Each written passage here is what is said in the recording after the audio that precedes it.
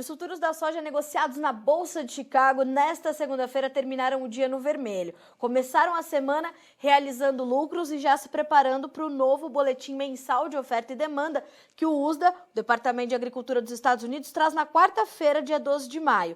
E isso tudo vem acompanhado, obviamente, de fundamentos que o mercado já conhece e da tradicional volatilidade que o mercado climático oferece ao mercado de grãos. Para a gente entender o alinhamento de todos esses fatores, a gente convidou o Enio Fernandes, consultor em agronegócio da Terra Agronegócios, para nos explicar um pouco mais do fechamento do mercado da soja e, obviamente, do milho. Vamos entender um pouco mais do que aconteceu lá em Chicago nesta segunda-feira. Enio, boa tarde, seja bem-vindo. Boa tarde a todos, é um prazer estar aqui com vocês. Prazer é nosso. Enio, de fato, né, a gente teve hoje um dia de correção depois de uma semana bastante agitada, né? Semana passada tivemos uma alta considerável. É natural essa correção nessa segunda-feira?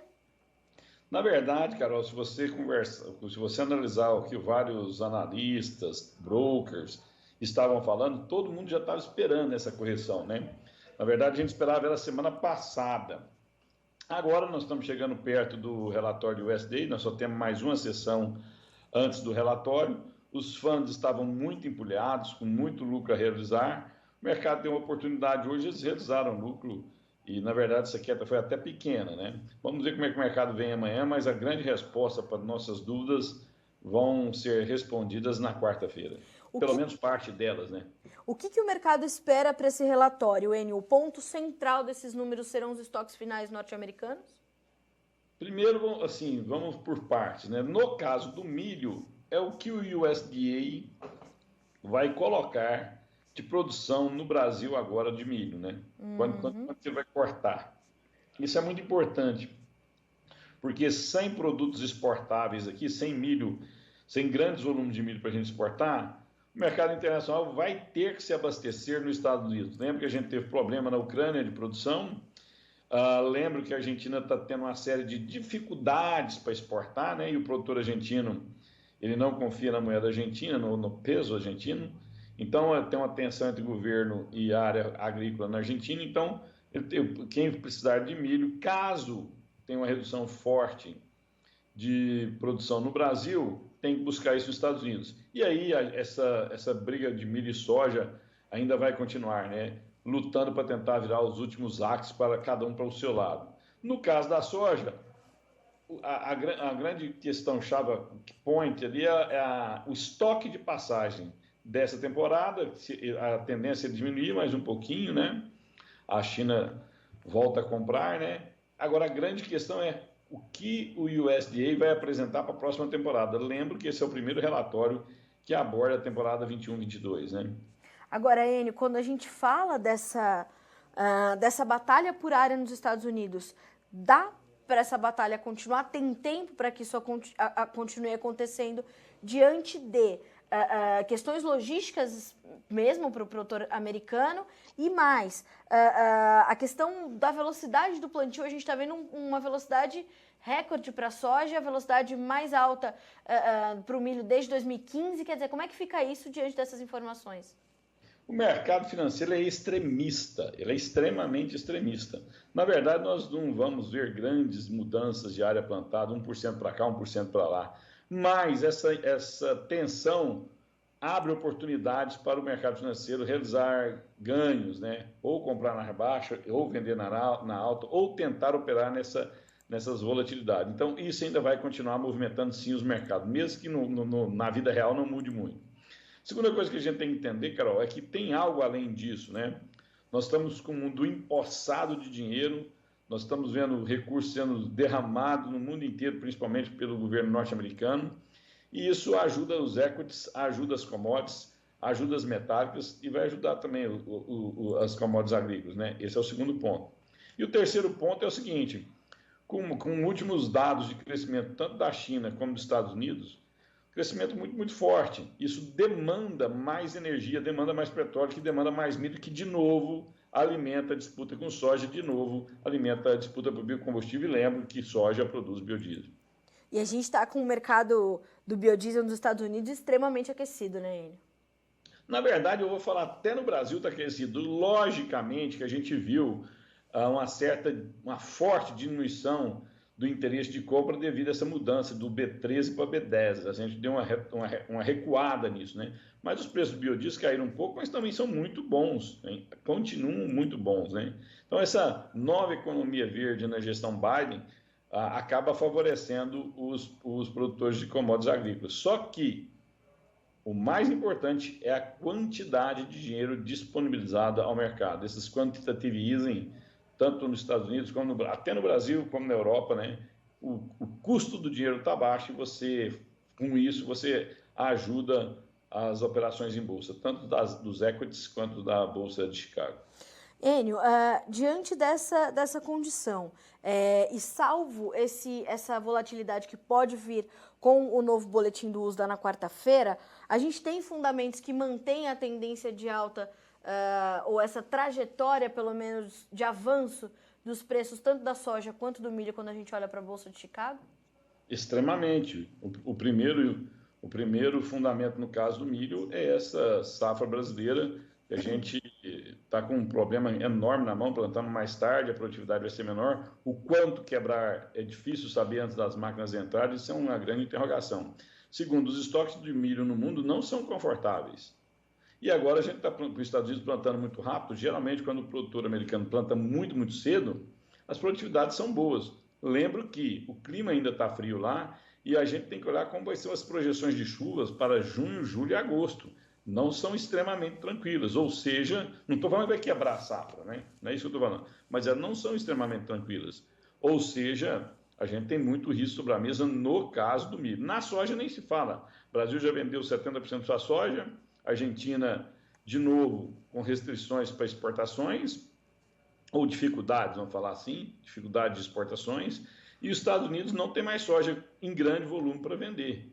O mercado vai ter que vir se abastecer na América do Sul, né? E aí nós temos toda essa...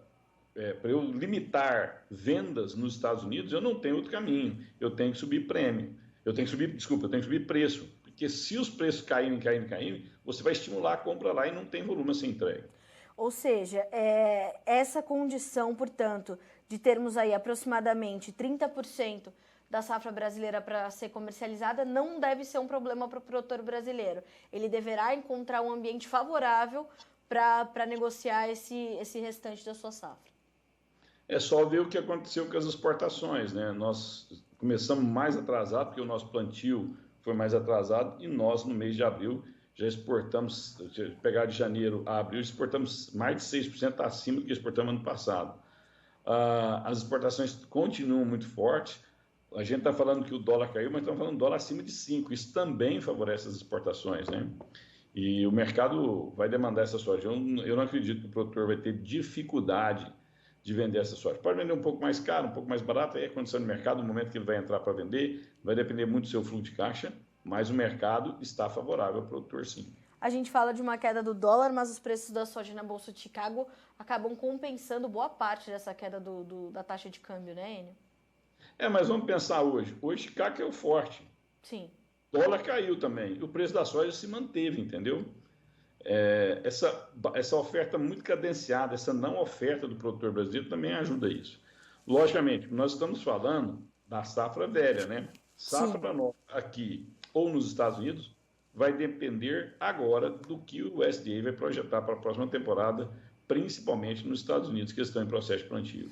Enio, quando você olha para a safra americana, de acordo com a sua experiência, que você, né, já acompanha isso há tantos anos, qual a sua primeira impressão? Obviamente que ainda é muito cedo para a gente falar, mas a gente teve toda aquela questão do inverno muito rigoroso e as baixas temperaturas prejudicando ali o início nem prejudicaram o início do plantio, mas trouxeram alguma preocupação. O plantio avança muito bem.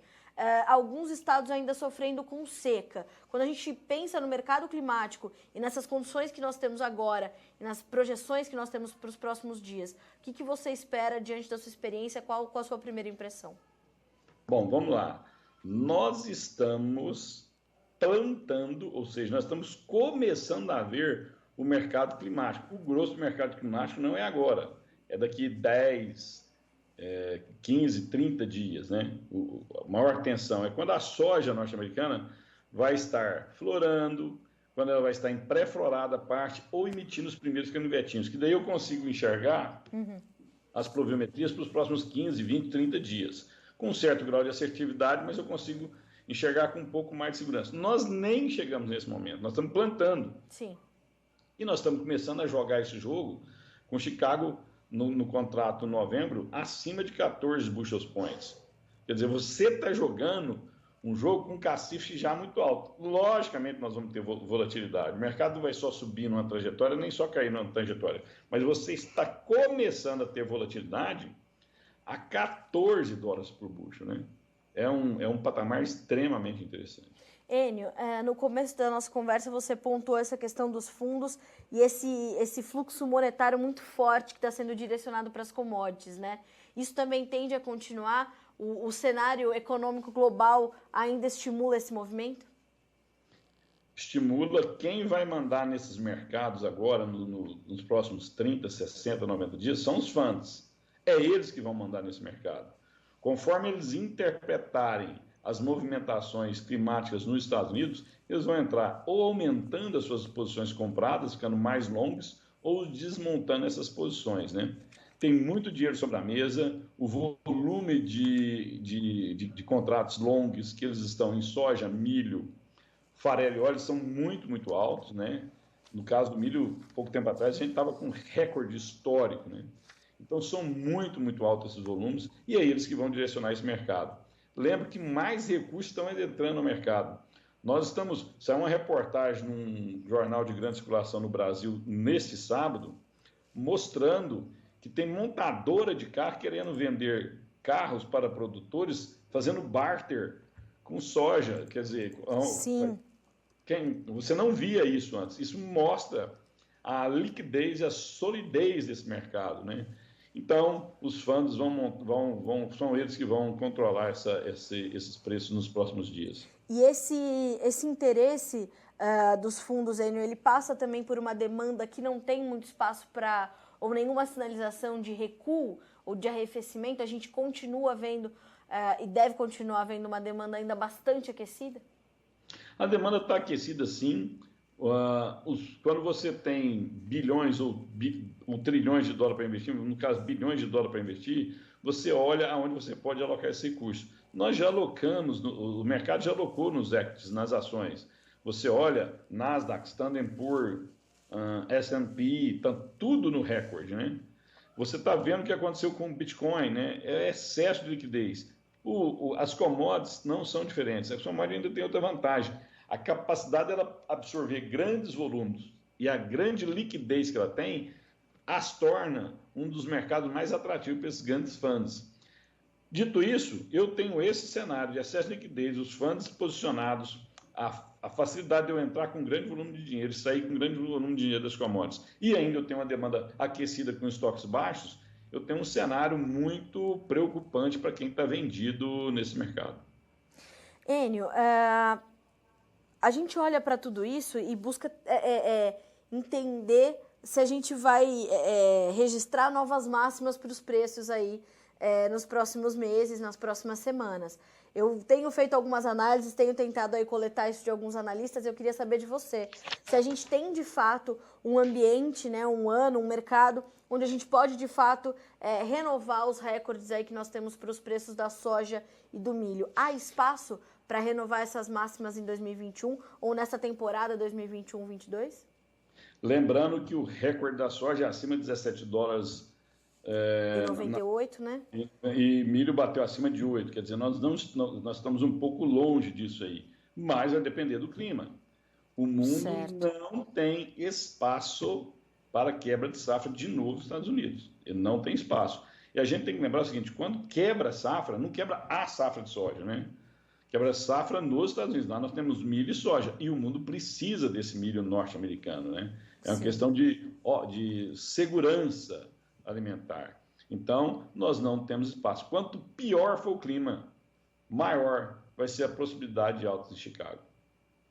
Tá certo. Enio, olha só, te agradeço muito pela companhia nessa segunda-feira. Excelente forma da gente começar a semana sabendo que vai ser uma semana bastante agitada. tem relatório do USDA, tem esse intenso movimento dos fundos e tudo isso aí no radar dos traders já refletindo, portanto, nesses preços, nessas realizações de lucros, né?